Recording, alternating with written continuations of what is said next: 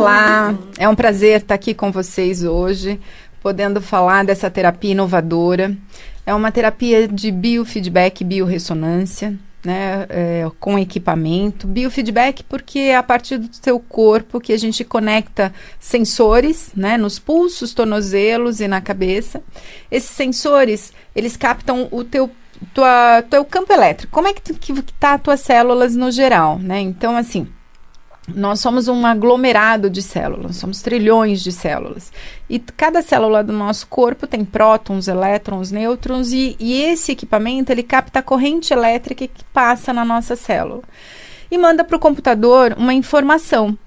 E do campo tanto emocional, físico, mental, de toxicidades, de processos alérgicos, órgãos que não estão legais, que estão em desarmonia, nível de estresse. E aí, quando a gente olha tudo isso, o próprio computador, ele me informa qual seria o melhor tratamento para você naquele momento. E aí a gente reenvia uma frequência de onda elétrica para o teu corpo.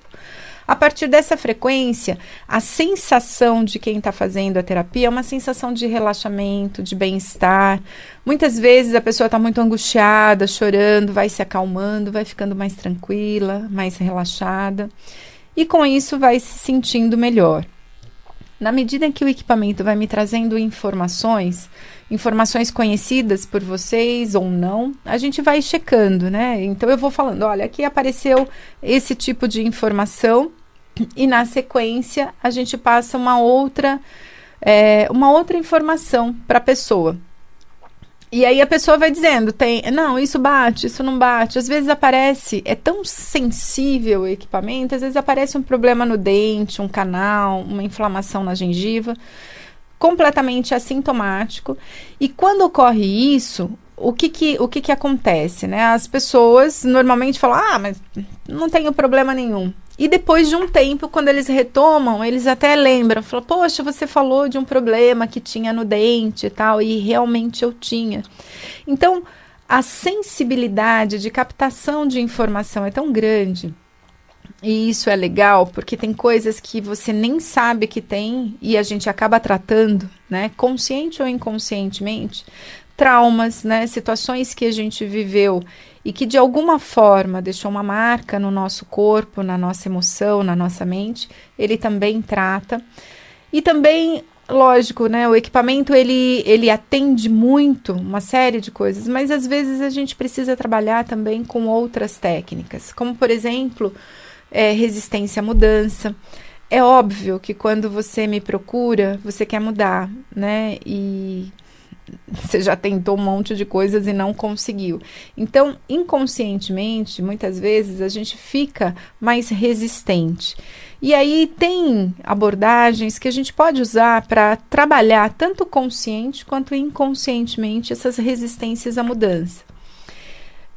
E aí a tomada de consciência também permite que você seja responsável pelo teu processo de mudança, pela tua melhora, pelo teu processo de cura.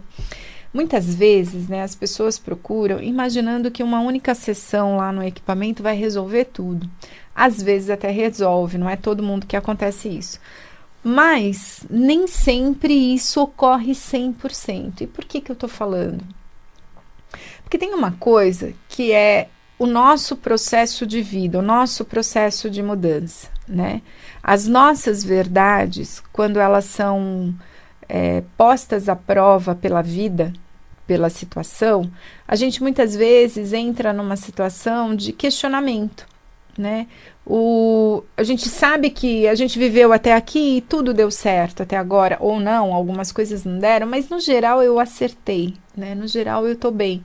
Só que quando eu tenho que rever esses meus valores, eu também tenho que desenvolver um lado mais humilde, né, de poder reconhecer que nem sempre eu estou certa em tudo. Se a gente pensa na certeza, na verdade absoluta, eu posso garantir para vocês que não existe verdade absoluta, né? Existe a percepção de cada um diante de um mesmo fato. Se eu colocar 5 pessoas olhando o pôr do sol e perguntar para cada uma o que está vendo, o que cada um está enxergando naquela cena, vão me dizer coisas diferentes. Dificilmente eu terei duas pessoas me dizendo exatamente a mesma coisa. E por que eu estou falando isso? Porque as nossas emoções interferem, os nossos pensamentos naquele momento interferem. Vamos pegar um filme, né? Quando você assiste um filme que a gente está lá vibrando e tal, de repente você assiste depois de um tempo o mesmo filme. Tem muita informação ali que você vai dizer, nossa, mas eu não tinha observado que tinha essa cena, eu não tinha visto isso. E por quê? Porque a nossa percepção naquele momento, naquela cena da primeira vez, estava alterada, a gente não se ligou, estava mais preso numa outra cena. Enfim, o que eu quero dizer para vocês é que cada pessoa tem uma percepção, tem uma maneira de ver o problema, de ver o mundo, de ver a situação, e a gente, né, na medida em que a gente vai desenvolvendo a nossa vida, as nossas estratégias de solução de problemas, a gente vai desenvolvendo também um jeito de agir, de funcionar. Quando a pessoa chega para a terapia, ela só chega porque alguma forma dessa estratégia de vida dela não está funcionando, por isso ela chega, né? Quando ela vem me procurar, é porque alguma coisa deu errado. E aí a gente precisa olhar de um outro ângulo, ver partes dessa cena que a gente não viu, se colocar um pouco no lugar do outro, entender a dinâmica da situação como muito mais ampla e complexa. Não é só o meu ponto de vista, não quer dizer que só eu esteja certa, né? Pode acontecer de outras pessoas estarem também certas dentro da ótica delas, e quando a gente compreende isso, fica mais leve, fica mais suave para você poder lidar com a situação e poder aceitar que o outro também comete erros, também tem falhas como a gente, né? Ninguém é perfeito, eu não sou perfeita, vocês não são perfeitos, aliás, a gente está aqui exatamente para a gente conseguir melhorar a nossa vida, a nossa qualidade de vida, né? E ter saúde. Pessoal, os meus telefones 50 49 0547, 50 49 0547 ou 50 49 0863, 50 49 0863. O site terapiavibracionalsp.com.br, o YouTube Lucia Arantes, lá também tem bastante postagem que vocês podem acompanhar. Quem quiser ligar aqui para a rádio para fazer alguma pergunta, para entender um pouco como é que é esse processo de terapia vibracional, fiquem à vontade. Quando a gente fala de terapia vibracional, a gente está falando de movimento. Nós nunca seremos as mesmas pessoas daqui a horas, a segundos. A terapia é tão interessante que quando a gente está fazendo ela, ele me diz o quanto que a gente consegue retificar em determinada situação, determinada terapia que a gente está fazendo. E no final a gente consegue avaliar da hora que você deitou até a hora que você está saindo, quanto efetivamente modificou o teu campo elétrico. E aí, isso quer dizer o quê? Né? Que a gente nunca é a mesma pessoa. Então, daqui um dia, daqui uma semana, daqui um mês, eu vou ser outra pessoa. Se eu tenho um filho, quando eu tenho o segundo filho, já não é totalmente diferente. A minha experiência de vida, a minha maneira de me relacionar, a maneira como eu trato os problemas, né? Então, tudo isso vai modificando e vai alterando. E na medida em que a gente vai se modificando, a gente vai agregando novas ferramentas, né? Pega o bebê, para mostrar que ele está infeliz, que ele está numa situação de desconforto, ele chora. A criança maior grita, se joga no chão, faz um processo de birra. O adolescente distorce, conta outra história. O adulto, alguns manipulam, outros mentem, outros omitem, outros bancam a verdade, a sua verdade. Ou seja, a gente vai desenvolvendo novas estratégias ao longo da vida. A minha proposta para vocês é redução de estresse, é lidar com os problemas. E vejam bem, sempre a gente vai ter um monte de problema. Problema que a gente mais tem. Agora, como é que você lida com eles? Essa é a diferença. A mudança, o processo de mudança, tem que incluir a tua tomada de consciência, a tua autopercepção. Esse é um padrão meu de agir, né? E muitas vezes a gente não gosta do padrão, mas não consegue mudar. Então, dizer para o outro que está errado é fácil, né? É muito fácil dizer, você devia agir diferente. Como? Né? De que forma? Se eu sinto aquilo daquela intensidade, daquela forma. Vamos pegar o medo, né? O medo é uma emoção saudável, é uma emoção importante. A gente precisa do medo para poder preservar a nossa vida. Quando você tem medo, você não faz determinadas coisas porque você sabe que pode se machucar, que pode ferir alguém. Então, o medo, ele protege. Quando eu tenho um medo exagerado, eu tenho uma fobia. E a fobia, ela é completamente irracional. As pessoas que têm fobias, quando você diz, imagina, mas você tem uma fobia, sei lá, de borboleta, né? Pode acontecer? Pode. A pessoa olha uma borboleta, é como se ela estivesse vendo um dragão, né? Cuspindo fogo, e ela se encolhe, ela tem taquicardia, transpira, fica apavorada, se encolhe, sai correndo. Algumas pessoas, né? Vê uma borboleta e sai correndo, ninguém entende, né? Às vezes você vê pessoas adultas, né? Mais velhas, e você fala, mas o que está acontecendo? Por que ela não é só uma borboleta? Racionalmente é só uma borboleta. Emocionalmente, essa borboleta traz uma carga emocional de alguma situação que ela viveu e deslocou essa emoção para aquele animal. E aquele animal representa aquela angústia, né? E por isso que fica gigantesco. E aí, quando a gente olha o animal, a gente está vendo uma borboleta, mas a emoção é muito forte. A emoção é um medo incontrolável, por isso que chama fobia, e faz com que a gente tenha reações irracionais, da gente sair, gritar, correr, se encolher, enfim. Para eu tratar essa fobia, o correto, e isso é difícil, né? A gente ter que resgatar qual foi a situação vivida pela pessoa que ela associou à borboleta. Quando a gente identifica esse problema, essa pessoa se cura, né? 100%. Quando a gente não identifica esse problema, aí a gente pode usar outras técnicas que pode ajudá-la a sair desse trauma. E a primeira coisa que eu faço é ajudar você a enfrentar essa fobia. Então, você está numa situação, né? Sei lá, num evento, numa festa de aniversário de alguém. Você vê uma borboleta. E é engraçado porque essas pessoas, se vocês observarem, parece que elas têm um radar. A antena parabólica está tão ligada que as pessoas entram no lugar e falam, aqui tem uma borboleta. Mas você vai falar, imagina, não estou vendo nada. Dali a pouco vem uma borboleta voando.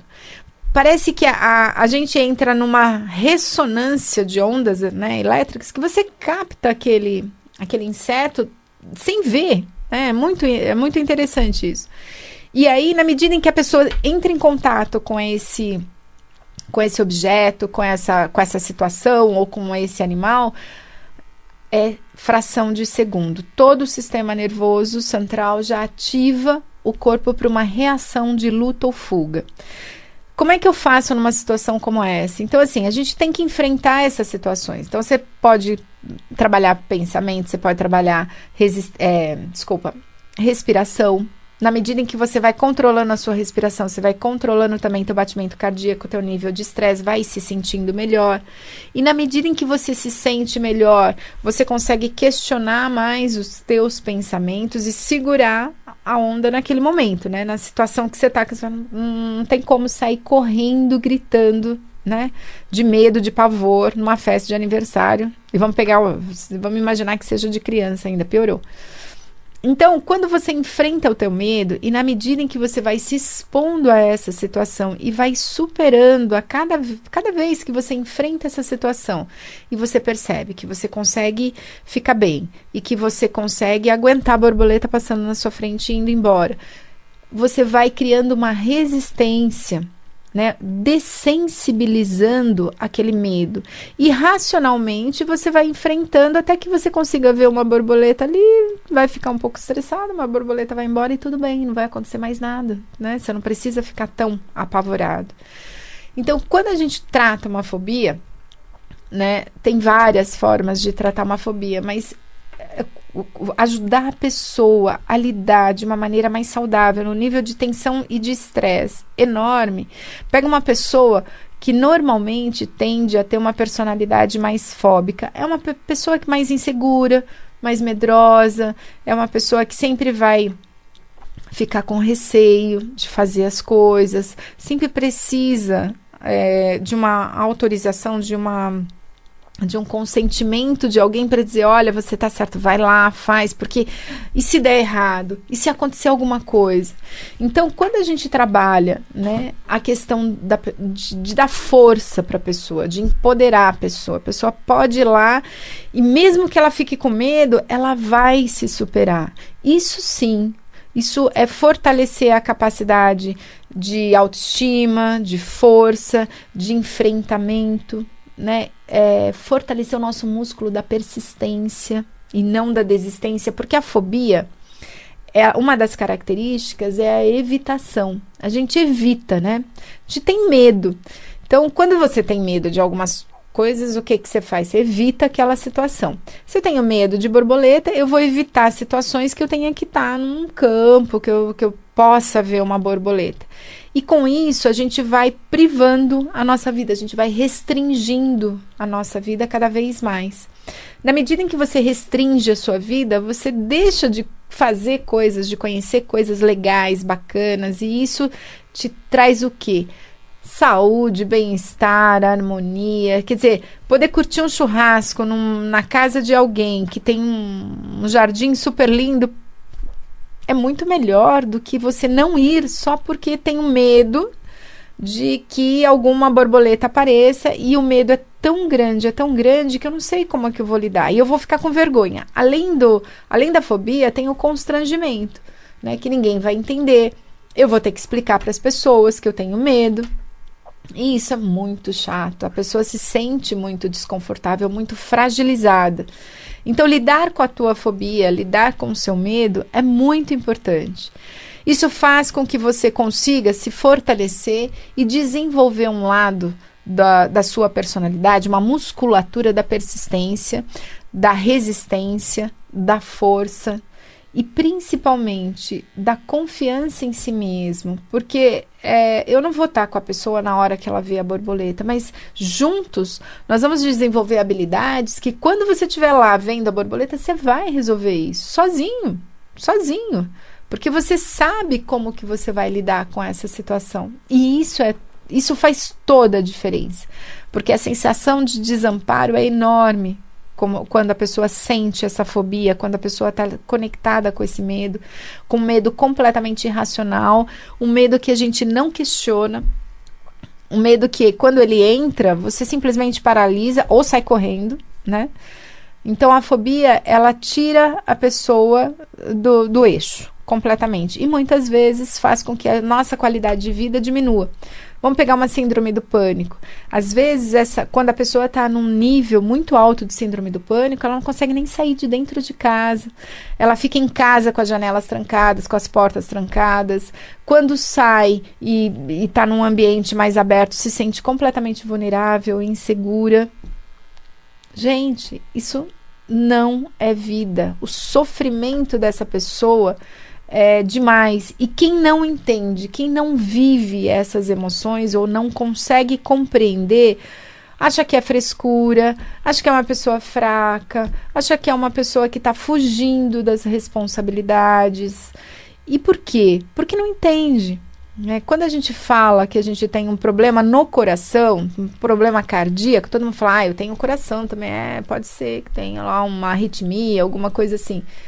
Mas quando você fala que você tem um problema emocional, uma dificuldade de pensar, de reagir, as pessoas falam, nossa, mas o que é isso? Associam muito com inteligência, e a gente está falando de dois tipos de inteligência, inteligência emocional e inteligência intelectual. A intelectual é aquela que me ajuda a compreender, a ter mais raciocínio, mais discernimento, é aquela que eu uso muito na escola, né, quando eu estou aprendendo uma lição, quando eu estou executando uma tarefa. E a emocional, que é outra inteligência. O fato, não necessariamente ter um QI alto, significa que eu tenho um QE, que é um quociente emocional alto. O quociente emocional alto me traz uma capacidade de lidar com as pessoas, de lidar com os problemas, de resolver as situações muito melhor, de ser mais assertiva quando eu tenho que falar.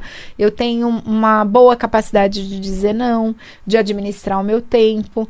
Tudo isso está relacionado com a minha capacidade de interagir, de manter os meus relacionamentos interpessoais de uma maneira adequada, me respeitando e respeitando o outro.